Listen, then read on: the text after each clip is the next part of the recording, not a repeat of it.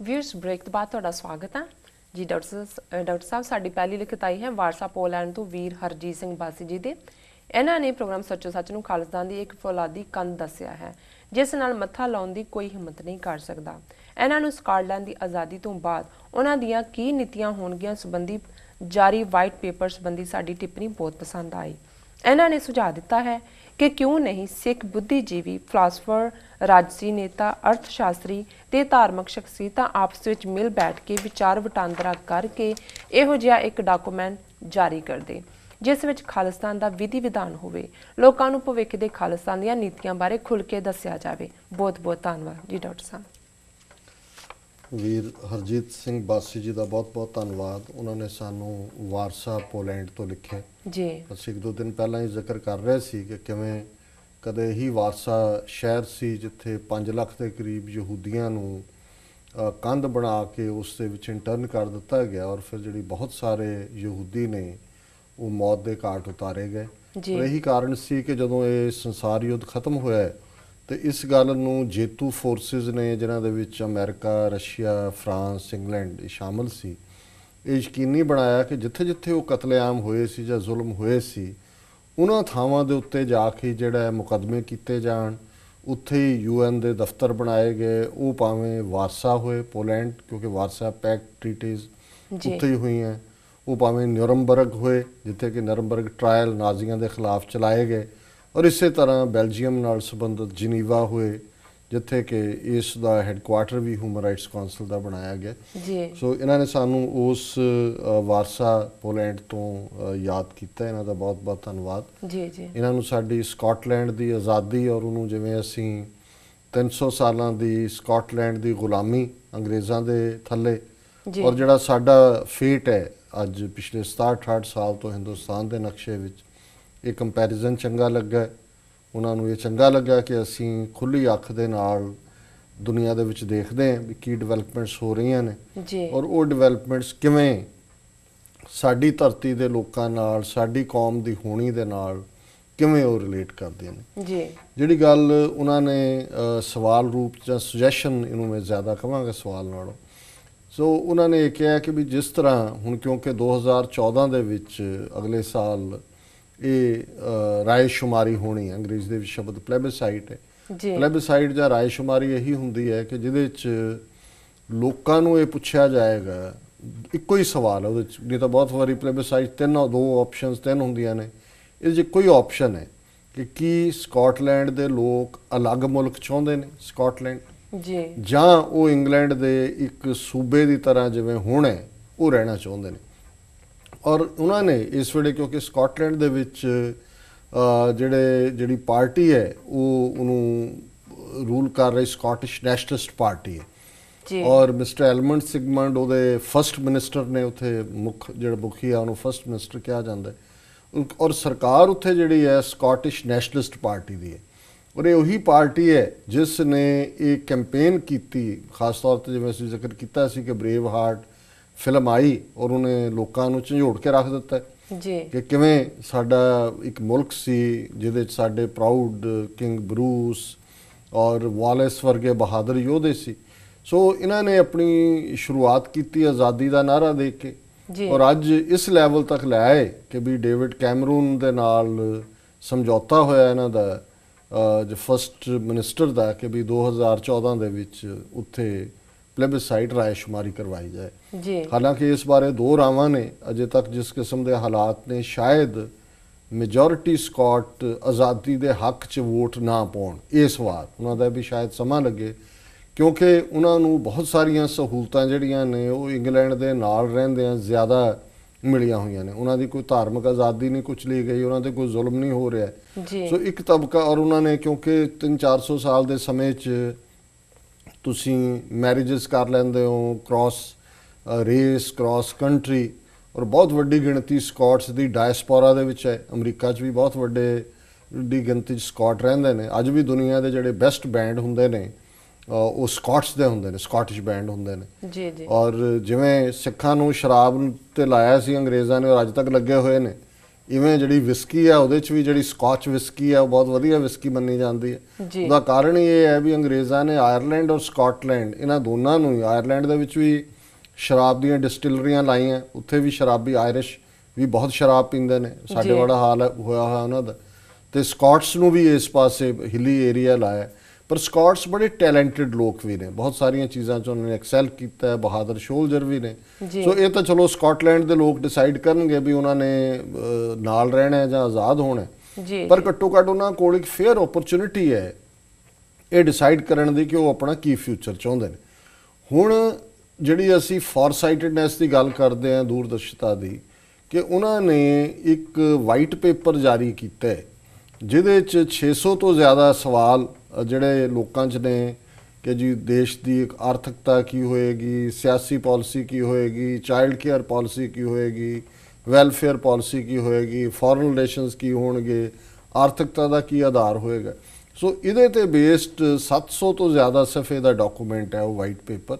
ਔਰ ਉਹ ਉਹਨਾਂ ਨੇ ਕਿਹਾ ਕਿ ਜੀ ਜਦੋਂ ਸਾਡੀ 2014 ਦੇ ਵਿੱਚ ਵਿਕਟਰੀ ਹੋਏਗੀ ਉਸ ਤੋਂ ਬਾਅਦ 2015 2016 ਦਾ ਉਹਨਾਂ ਨੇ ਫਿਊਚਰ ਡ੍ਰੀਮ ਦਿੱਤਾ ਹੈ ਕਿ ਅਸੀਂ ਆਪਣੇ ਮੁਲਕ ਨੂੰ ਇਵੇਂ ਕਰਾਂਗੇ, ਉਹਦੇ 'ਚ ਮੋਰ ਫੇਅਰਨੈਸ ਹੋਏਗੀ, ਮੋਰ ਡੈਮੋਕ੍ਰੇਸੀ ਹੋਏਗੀ, ਮੋਰ ਜਸਟਿਸ ਹੋਏਗਾ, ਮੋਰ ਪ੍ਰੋਸਪੈਰਿਟੀ ਹੋਏਗੀ। ਜੀ ਹੁਣ ਇਹਨਾਂ ਦਾ ਵੀਰ ਜੀ ਦਾ ਕਹਿਣਾ ਹੈ, ਹਰਜੀਤ ਸਿੰਘ ਬਾਸੀ ਜੀ ਦਾ, ਕਿ ਜਿਹੜੀ ਜਿਵੇਂ ਉਹਨਾਂ ਨੇ ਵਾਈਟ ਪੇਪਰ ਜਾਰੀ ਕਰਕੇ ਆਪਣਾ ਡ੍ਰੀਮ ਜਿਹੜਾ ਕਿ ਉਹ ਇੱਕ ਅਲੱਗ ਸਕਾਟਲੈਂਡ ਦੇ ਫਾਰਮ 'ਚ ਦੇਖਦੇ ਨੇ ਵਿਖਾਇਆ, ਕਿਉਂ ਨਹੀਂ ਸਿੱਖ ਆਰਥਿਕ ਮਾਹਿਰ, ਰਾਜਸੀ ਮਾਹਿਰ, ਬੁੱਧੀਜੀਵੀ, ਧਾਰਮਿਕ ਵਿਦਵਾਨ ਇਹ ਸਾਰੇ ਇਕੱਠੇ ਹੋ ਕੇ, ਇਕੱਠੇ ਬੈਠ ਕੇ ਬ੍ਰੇਨਸਟਾਰਮਿੰਗ ਕਰਕੇ ਇਸ ਕਿਸਮ ਦਾ ਇੱਕ ਡਾਕੂਮੈਂਟ ਕਿਉਂ ਨਹੀਂ ਤਿਆਰ ਕਰਦੇ ਜਿਹਦੇ 'ਚ ਕਿ ਉਹ ਲੋਕਾਂ ਨੂੰ ਦੱਸਣ, ਪੰਜਾਬ ਦੇ ਲੋਕਾਂ ਨੂੰ, ਸਿੱਖ ਕੌਮ ਨੂੰ, ਕਿ ਖਾਲਿਸਤਾਨ ਜਿਹੜਾ ਹੈ ਉਸ ਦੀ ਆਰਥਿਕਤਾ ਕੀ ਹੋਏਗੀ, ਉਸ ਦਾ ਰਾਜਸੀ, ਧਾਰਮਿਕ, ਦੂਸਰੀਆਂ ਨੀਤੀਆਂ ਕੀ ਹੋਣਗੀਆਂ। ਜੀ ਔਰ ਉਹਨਾਂ ਦਾ ਕਹਿਣਾ ਹੈ ਕਿ ਵੀ ਸਾਨੂੰ ਵੀ ਇਸ ਪਾਸੇ ਵੱਲ ਜਿਹੜਾ ਹੈ ਉਹ ਸੋਚਣਾ ਚਾਹੀਦਾ।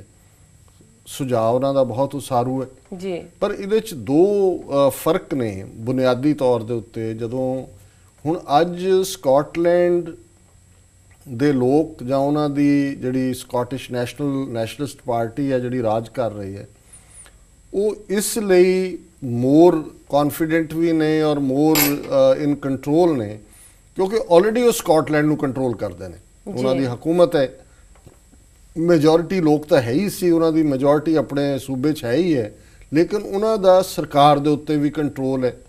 ਔਰ ਆਲਰੇਡੀ ਉਹਨਾਂ ਨੇ ਆਪਣੀ ਗਵਰਨੈਂਸ ਦਾ ਨਮੂਨਾ, ਆਪਣੇ ਰਾਜ ਭਾਗ ਦਾ ਨਮੂਨਾ ਆਪਣੀ ਜਿਹੜਾ ਉਹ ਸਕਾਟਿਸ਼ ਸਟੇਟ ਦੇ ਵਿੱਚ ਕਰਕੇ ਦਿਖਾਇਆ। ਸੋ ਉਹ ਤਾਂ ਹੁਣ ਜਿਹੜੇ ਲੋਕ ਥੋੜੇ ਜਿਹੇ ਦੁਚਿੱਤੇ ਨੇ, ਜਿਵੇਂ ਮੈਂ ਪਹਿਲਾਂ ਕਹਿ ਕੇ ਹਟਿਆ ਕਿ ਕੁਛ ਨੂੰ ਲੱਗਦਾ ਹੈ ਕਿ ਸ਼ਾਇਦ ਇੰਗਲੈਂਡ ਦੇ ਨਾਲ ਰਹਿਣ ਨਾਲ ਸਾਡੇ ਆਰਥਿਕ ਹਿੱਤ ਜ਼ਿਆਦਾ ਜਿਹੜੇ ਨੇ ਉਹ ਸਰਵ ਹੁੰਦੇ ਨੇ। ਹਾਲਾਂਕਿ ਚੰਗੀ ਗੱਲ ਹੈ ਕਿ ਕੁਝ ਸਾਲ ਪਹਿਲਾਂ ਸਕਾਟਲੈਂਡ 'ਚ ਬਹੁਤ ਸਾਰਾ ਤੇਲ ਜਿਹੜਾ ਸਮੁੰਦਰ ਨਾਲ ਲੱਗਦਾ ਉਹਦੇ ਸਮੁੰਦਰ 'ਚੋਂ ਤੇਲ ਨਿਕਲਿਆ। ਸੋ ਸਕਾਟਲੈਂਡ ਦੀ ਇਕਨੋਮੀ ਤਾਂ ਬਹੁਤ ਸਾਰੀ, ਕਿਉਂਕਿ ਡਾਕੂਮੈਂਟ ਤਾਂ ਉਹਨਾਂ ਨੇ ਕੱਲ੍ਹ ਹੀ ਜਾਰੀ ਕੀਤਾ ਜੀ, ਮੈਂ ਦੇਖਣ ਨੂੰ ਦਾ ਮੌਕਾ ਨਹੀਂ ਬਣਿਆ, ਪਰ ਮੈਂ ਦੇਖਾਂਗਾ ਕਿ ਵੀ ਉਹਦੇ 'ਚ ਜ਼ਰੂਰ ਉਹਨਾਂ ਨੇ ਆਪਣੀ ਇਕਨੋਮੀ ਦਾ ਆਧਾਰ ਜਿਹੜਾ ਆਇਲ ਜਿਹੜਾ ਨਵਾਂ ਮਿਲਿਆ ਉਸ ਦਾ ਵੀ ਜ਼ਿਕਰ ਹੋਏਗਾ। ਜੀ ਸੋ ਉਹ ਆਲਰੇਡੀ 70-80% ਉਹਨਾਂ ਨੇ ਲੜਾਈ ਜਿੱਤ ਲਈ ਹੋਈ ਹੈ। ਜਦੋਂ ਉਹਨਾਂ ਨੇ ਸਟੇਟ ਕੰਟਰੋਲ ਕੀਤੀ, ਜਦੋਂ ਲੋਕਾਂ 'ਚ ਭਾਵਨਾ, ਉਹ ਤਾਂ ਉਹਨਾਂ ਉਸ 20% ਆਬਾਦੀ ਨੂੰ ਜਿਹੜੀ ਕਿ ਅਜੇ ਦੁਚਿੱਤੀ ਵਿੱਚ ਹੈ ਕਿ ਸਾਡਾ ਫਾਇਦਾ ਇੰਗਲੈਂਡ ਦੇ ਨਾਲ ਰਹਿਣ 'ਚ ਹੈ ਜਾਂ ਸਾਡਾ ਫਾਇਦਾ ਆਪਣੇ ਮੁਲਕ 'ਚ, ਉਹਨੂੰ ਵਿਨ ਓਵਰ ਕਰਨਾ ਚਾਹੁੰਦੇ ਨੇ। ਜੀ ਸਾਡਾ ਕੇਸ ਮੋਰ ਔਰ ਲੈਸ ਉਸ ਮਾਈਨੋਰਿਟੀ ਦਾ ਹੈ, ਜਿਹੜੀ ਮਾਈਨੋਰਿਟੀ, ਜਿਹੜੀ ਘੱਟ ਗਿਣਤੀ ਇੱਕ ਮੈਜੋਰਿਟੀ ਦੇ ਜੱਫੇ 'ਚੋਂ, ਗ੍ਰਿਫਤ 'ਚੋਂ, ਪਕੜ 'ਚੋਂ, ਉਹਦੇ ਖੂਨੀ ਪੰਜੇ 'ਚੋਂ ਨਿਕਲਣਾ ਚਾਹੁੰਦੀ ਹੈ। ਸੋ ਸਾਡੇ ਮਾਮਲੇ, ਸਾਡਾ ਮੋਰ ਕੇਸ ਜਾ ਕੇ ਜੁੜਦਾ ਹੈ ਅਮਰੀਕਾ ਦੇ ਉਹਨਾਂ ਡੈਕਲੇਰੇਸ਼ਨ ਆਫ ਇੰਡੀਪੈਂਡੈਂਸ ਦੇ ਨਾਲ, ਆਜ਼ਾਦੀ ਦੀ ਘੋਸ਼ਣਾ ਨਾਲ, ਜੀ ਜਿਹੜੀ 1776 'ਚ ਉਹਨਾਂ ਨੇ ਕੀਤੀ, ਜਦੋਂ ਕਿ ਪਾਵਰਫੁਲ ਬ੍ਰਿਟਿਸ਼ ਰਜੀਮ ਨੇ ਅਮਰੀਕਨ ਕਾਲੋਨੀਆਂ ਨੂੰ ਦੱਬਿਆ ਹੋਇਆ ਸੀ, ਇਹਨਾਂ ਦੇ ਉੱਤੇ ਟੈਕਸ ਲਾ ਰਹੇ ਸੀ, ਇਹ ਉਹਨਾਂ ਦੀਆਂ ਬਸਤੀਆਂ ਸੀ। ਸੋ ਜਿਹੜਾ ਸਾਡਾ ਐਲਾਨਨਾਮਾ ਹੈ 29 ਅਪ੍ਰੈਲ 1986 ਦਾ, ਜਿਹੜੀ ਡੈਕਲੇਰੇਸ਼ਨ ਆਫ ਇੰਡੀਪੈਂਡੈਂਸ ਹੈ ਖਾਲਿਸਤਾਨ ਦੀ, ਉਹ ਆਨਸਰ ਹੈ ਬਹੁਤ ਸਾਰੇ ਸਵਾਲਾਂ ਦਾ, ਕਿਉਂਕਿ ਬਹੁਤ ਸਾਰੇ ਉਹਨੇ ਉਸ ਨੂੰ ਪੜ੍ਹਿਆ ਨਹੀਂ ਹੈ ਜਾਂ ਪੜ੍ਹਦੇ ਨਹੀਂ ਨੇ। ਜੀ ਇਸ ਲਈ ਉਹ ਸਮਝਦੇ ਨੇ ਕਿ ਵੀ ਸ਼ਾਇਦ ਜੇ ਕੋਈ ਹੋਰ ਐਡੀਸ਼ਨਲ ਡਾਕੂਮੈਂਟ ਅਸੀਂ ਆਪਣੇ ਮਾਹਿਰਾਂ ਰਾਹੀਂ ਡਿਟੇਲ 'ਚ ਦਈਏ ਤੇ ਉਹ ਕਾਫੀ ਲੋਕਾਂ ਨੂੰ ਸੰਤੁਸ਼ਟ ਕਰੇ। ਹਾਲਾਂਕਿ ਮੈਨੂੰ ਕੋਈ ਇਹਦੇ ਨਾਲ ਇਖਤਲਾਫਾਤ ਨਹੀਂ ਹੈ ਜਾਂ ਵਿਰੋਧ ਨਹੀਂ ਹੈ ਜੇ ਇਸ ਕਿਸਮ ਦਾ ਕੋਈ ਐਫਰਟ ਹੁੰਦਾ ਹੈ, ਪਰ ਮੈਂ ਸਮਝਦਾ ਵੀ ਅਸੀਂ ਜ਼ਿਆਦਾ ਹਿੰਜ ਕਰਦੇ ਹਾਂ ਆਪਣੀ ਆਜ਼ਾਦੀ ਘੋਸ਼ਣਾ ਦੇ ਉੱਤੇ, ਕਿਉਂਕਿ ਅਸੀਂ ਹਥਿਆਰਬੰਦ ਤਾਂ ਸਰਕਾਰ ਨੇ ਸਾਡੇ ਉੱਤੇ ਥੋਪੀ, ਅਸੀਂ ਤਾਂ ਉੱਥੇ ਸੇਵ ਆਵਰ ਸੋਲਸ ਵਾਲੀ ਲੜਾਈ ਲੜ ਰਹੇ ਹਾਂ ਕਿ ਵੀ ਅਸੀਂ ਸਾਡਾ ਧਰਮ, ਸਾਡੀਆਂ ਮੁੱਢਲੀਆਂ ਚੀਜ਼ਾਂ। ਸਕਾਟਲੈਂਡ 'ਚ ਇਸ ਕਿਸਮ ਦੀ ਸਥਿਤੀ 3-4 ਸਦੀਆਂ ਪਹਿਲਾਂ ਤਾਂ ਸੀ। ਸੋ ਉਦੋਂ ਉਹਨਾਂ ਨੇ ਕੋਈ ਇੱਦਾਂ ਦੇ ਵਾਈਟ ਪੇਪਰ ਨਹੀਂ ਸੀ ਜਾਰੀ ਕੀਤੇ, ਉਦੋਂ ਲੜੇ ਸੀ ਉਹ ਪੂਰੇ। ਉਹਨਾਂ ਦਾ ਵਾਲਿਸ ਲੜਿਆ, ਕਿੰਗ ਬਰੂਸ ਲੜਿਆ, ਕਦੇ ਇੰਗਲੈਂਡ ਵਾਲੇ ਜਿੱਤ ਜਾਂਦੇ ਸੀ, ਕਦੇ ਉਹ ਜਿਵੇਂ ਅਸੀਂ ਲੜਦੇ ਰਹੇ 17ਵੀਂ 18ਵੀਂ ਸਦੀ 'ਚ ਮੁਗਲਾਂ ਦੇ ਨਾਲ, ਪਠਾਣਾਂ ਦੇ ਨਾਲ ਜੀ। ਪਰ ਅੱਜ ਕਿਉਂਕਿ ਉਹਨਾਂ ਦਾ ਹੋਲਡ ਹੋ ਗਿਆ, ਉਹਨਾਂ ਦੀ ਪੋਲੀਟੀਕਲ ਆਵਾਜ਼ ਬਣ ਗਈ। ਜੇ ਸਾਡੀ ਇਹੋ ਜਿਹੀ ਆਵਾਜ਼ ਬਣ ਸਕਦੀ ਪੰਜਾਬ ਦੇ ਵਿੱਚ, ਜਿਹੜਾ ਇਹ ਮੌਕੇ ਸ਼ਾਇਦ ਕੁਝ ਅਸੀਂ ਵੀ ਗਵਾਏ ਨੇ 84 ਤੋਂ ਬਾਅਦ ਦੇ ਪੀਰੀਅਡ 'ਚ, ਅਸੀਂ ਨਾਲ ਦੇ ਨਾਲ ਜਿੱਥੇ ਹਥਿਆਰਬੰਦ ਸੰਘਰਸ਼ ਸੀ, ਇੱਕ ਲੋਕਤੰਤਰੀ ਸਟਰਗਲ ਵੀ ਹੁੰਦੀ, ਸਾਡੇ ਕੋਲ ਪੰਜਾਬ ਅਸੈਂਬਲੀ ਦੇ ਵਿੱਚ ਮੈਜੋਰਿਟੀ ਹੁੰਦੀ ਜਿਵੇਂ ਸਕਾਟਿਸ਼ ਨੈਸ਼ਨਲਿਸਟ ਪਾਰਟੀ ਦੀ ਹੈ, ਅਸੀਂ ਉਹਨੇ ਇੱਕ ਕੰਟਰੋਲ ਦੇ ਨੇੜੇ ਤੇੜੇ ਹੁੰਦੇ, ਤਾਂ ਸ਼ਾਇਦ ਹਾਲਾਂਕਿ ਜੇ ਉਹ ਵੀ ਸਥਿਤੀ ਬਣਦੀ ਤੇ ਇਹ ਕੋਈ ਪੰਜਾਬ ਸਕਾਟਲੈਂਡ ਨਹੀਂ ਹੈ ਕਿ ਜਿੱਥੇ ਇੰਡੀਅਨ ਸਿਸਟਮ ਨੇ ਸਾਡੀ ਅਸੈਂਬਲੀ ਉੱਥੇ ਪਾਸ ਕਰਦੀ ਕਿ ਜੀ ਸਾਨੂੰ ਆਜ਼ਾਦ ਖਾਲਿਸਤਾਨ ਚਾਹੀਦਾ ਹੈ, ਤੇ ਉਹਨਾਂ ਨੂੰ ਉੱਥੋਂ ਬਾਹਰ ਵੀ ਨਿਕਲ ਲੈਣ ਦਿੰਦੇ। ਭਾਵੇਂ ਇੰਟਰਨੈਸ਼ਨਲ ਵਰਲਡ ਨੂੰ ਦਿਖਾਉਣ ਲਈ ਹੁੰਦਾ, ਉਹਨਾਂ ਨੂੰ ਇੰਟਰਨੈਸ਼ਨਲ ਵਰਲਡ ਨੂੰ ਪਹਿਲਾਂ ਕਿਹੜਾ ਨਹੀਂ ਪਤਾ ਹੈ। ਜੇ 1999 ਦੇ ਵਿੱਚ 9 ਮੈਂਬਰ ਪਾਰਲੀਮੈਂਟ 13 ਚੋਂ ਉਹ ਬਣੇ ਸੀ ਜਿਨ੍ਹਾਂ ਨੂੰ ਸਰਕਾਰ ਨੇ ਅੱਤਵਾਦੀ ਕਹਿ ਕੇ, ਦਹਿਸ਼ਤਗਰਦ ਕਹਿ ਕੇ ਜੇਲ੍ਹ 'ਚ ਡੱਕਿਆ ਹੋਇਆ ਸੀ, ਕਿਹੜਾ ਇੰਟਰਨੈਸ਼ਨਲ ਕਮਿਊਨਿਟੀ ਨੂੰ ਪਤਾ ਨਹੀਂ ਲੱਗਾ ਕਿ ਸਿੱਖ ਕੀ ਚਾਹੁੰਦੇ ਨੇ। ਪਰ ਜਿਵੇਂ ਮੈਂ ਕਿਹਾ ਵੀ ਅਲਟੀਮੇਟਲੀ ਵਪਾਰਕ ਹਿੱਤ ਔਰ ਸਟ੍ਰੈਟੇਜਿਕ ਹਿੱਤ ਇਹ ਡਿਸਾਈਡ ਕਰਦੇ ਨੇ ਬਾਹਰਲਿਆਂ ਦੀ ਪਾਲਿਸੀ। ਸੋ ਇਹਨਾਂ ਦਾ ਬਹੁਤ ਬਹੁਤ ਧੰਨਵਾਦ, ਇਹਨਾਂ ਨੇ ਸਾਨੂੰ ਇੱਕ ਬੜੀ ਕ੍ਰੀਏਟਿਵ ਸੁਜੈਸ਼ਨ ਦਿੱਤੀ ਹੈ। ਪਰ ਮੈਂ ਸਮਝਦਾ ਹਾਂ ਵੀ ਸਾਡੇ ਕੇਸ 'ਚ ਜਿੱਥੇ ਅਸੀਂ ਗਰਾਊਂਡ ਦੇ ਉੱਤੇ ਅਜੇ ਕੁਝ ਕੰਟਰੋਲ ਨਹੀਂ ਕਰਦੇ, ਐਲਾਨਨਾਮਾ ਖਾਲਿਸਤਾਨ ਦੀ ਆਜ਼ਾਦੀ ਦਾ, ਜਿਹਦੇ 'ਚ ਅਸੀਂ ਸਾਰੇ ਧਰਮਾਂ ਦੀ ਫਰੀडम ਦੀ ਗੱਲ ਕੀਤੀ ਹੋਈ ਹੈ, ਆਜ਼ਾਦੀ ਦੀ, ਜਿਹਦੇ 'ਚ ਅਸੀਂ ਆਰਥਿਕ ਹਿੱਤਾਂ ਦੀ ਗੱਲ ਕੀਤੀ ਹੋਈ ਹੈ, ਜਿਹਦੇ 'ਚ ਅਸੀਂ ਬੇਸਿਕ ਸਟਰਕਚਰ ਜਿਹਦਾ ਜਿਹੜਾ ਬੁਨਿਆਦੀ ਢਾਂਚਾ, ਜਿਵੇਂ ਡੈਕਲੇਰੇਸ਼ਨ ਆਫ ਇੰਡੀਪੈਂਡੈਂਸ 4 ਜੁਲਾਈ 1776 ਨੂੰ ਜਿਹੜੀ ਅਮਰੀਕਾ ਦੇ ਟਾਮਸ ਜੈਫਰਸਨ ਨੇ ਲਿਖੀ ਔਰ 13 ਕਾਲੋਨੀਜ਼ ਨੇ ਉਸ ਨੂੰ ਐਕਸੈਪਟ ਕੀਤਾ, ਜਿਸ ਤੋਂ ਸ਼ੁਰੂਆਤ ਹੋਈ, ਉਹਨਾਂ ਦੇ ਨੁਮਾਇੰਦਿਆਂ ਨੇ ਐਕਸੈਪਟ ਕੀਤਾ ਫਿਲਾਡੈਲਫੀਆ 'ਚ। ਸੋ ਉਹਦੇ 'ਚ ਇੱਕ ਡ੍ਰੀਮ ਸੀ ਕਿ ਅਸੀਂ ਜਦੋਂ ਆਜ਼ਾਦ ਹੋਵਾਂਗੇ ਅਸੀਂ ਕੀ ਕਰਾਂਗੇ। ਸੋ ਖਾਲਿਸਤਾਨ ਦਾ ਐਲਾਨਨਾਮਾ 29 ਅਪ੍ਰੈਲ 1986 ਦਾ ਉਸ ਡ੍ਰੀਮ ਦੀ ਫੁਲਫਿਲਮੈਂਟ ਹੈ। ਸੋ ਜਦੋਂ ਅਸੀਂ ਉਹਦੇ ਨੇੜੇ ਪਹੁੰਚ ਜਾਂਦੇ ਹਾਂ, ਜਿਵੇਂ ਇਹਨਾਂ ਨੇ ਜਦੋਂ ਲੜੇ ਫਿਰ 5-6 ਸਾਲ ਬ੍ਰਿਟਿਸ਼ ਦੇ ਨਾਲ, ਜਦੋਂ ਆਜ਼ਾਦੀ ਮਿਲੀ, ਫਿਰ 15 ਸਾਲ ਬਾਅਦ ਅਮਰੀਕਾ ਦਾ ਸੰਵਿਧਾਨ ਜਿਹੜਾ ਹੈ ਉਹ ਹੋਂਦ ਦੇ ਵਿੱਚ ਆਇਆ। ਸੋ ਸਾਡਾ ਮੋਰ ਉਹਦੇ ਨਾਲ ਜਾ ਕੇ ਜੁੜਦਾ ਹੈ। ਪਰ ਮੇਰਾ ਖਿਆਲ ਹੈ ਵੀ ਇਸ ਉਹਨਾਂ ਦੇ ਸੁਝਾਅ ਨੂੰ ਮੈਂ ਕੋਈ ਸੁੱਟ ਨਹੀਂ ਪਾ ਰਿਹਾ। ਮੈਂ ਸਮਝਦਾ ਵੀ ਇਸ ਦੇ ਉੱਤੇ ਫਿਰ ਮੈਂ ਵੀ ਸੋਚਾਂਗਾ, ਔਰ ਹੋਰ ਵੀ ਸਾਡੇ ਵੀਰ ਭੈਣਾਂ ਜਿਹੜੇ ਇਸ ਪ੍ਰੋਗਰਾਮ ਨੂੰ ਦੇਖ ਰਹੇ ਨੇ, ਸੁਣ ਰਹੇ ਨੇ, ਉਹ ਆਪਣੇ ਸੁਝਾਅ ਦੇਣ, ਤੇ ਅਸੀਂ ਸਰਟਨਲੀ ਇਸ ਕਿਸਮ ਦੀ ਕੋਈ ਵੀ ਇੰਟਰਨੈਸ਼ਨਲ ਕਨਕਲੇਵ ਜਿਹਦੇ 'ਚ ਸਿੱਖਾਂ ਦੇ ਵੱਖ-ਵੱਖ ਸ਼ੋਬਿਆਂ ਦੇ, ਵੱਖ-ਵੱਖ ਫੀਲਡਸ ਦੇ ਜਿਹੜੇ ਮਾਹਿਰ ਨੇ, ਉਸ ਦਾ ਕੋਈ ਬਲੂਪ੍ਰਿੰਟ ਬਣਾ ਸਕਦੇ ਨੇ। ਸੋ ਇਸ ਦੇ ਲਈ ਅਸੀਂ ਆਪਣੇ ਦਰਸ਼ਕਾਂ ਔਰ ਜਿਹੜੇ ਰੇਡੀਓ ਪ੍ਰੋਗਰਾਮਾਂ ਰਾਹੀਂ ਸੁਣ ਰਹੇ ਨੇ ਆਪਣੇ ਸਰੋਤਿਆਂ ਦੀ ਇਨਪੁਟ ਵੀ ਚਾਹਾਂਗੇ। ਜੀ ਡਾਕਟਰ ਸਾਹਿਬ, ਅਤੇ ਲੈਣੇ ਬ੍ਰੇਕ। ਵੀਅਰਸ ਸਾਡੇ ਨਾਲ ਇਸ ਤਰ੍ਹਾਂ ਬਣੇ ਰਹੋ, ਮਿਲਦੇ ਹਾਂ ਛੋਟੇ ਬ੍ਰੇਕ ਤੋਂ ਬਾਅਦ।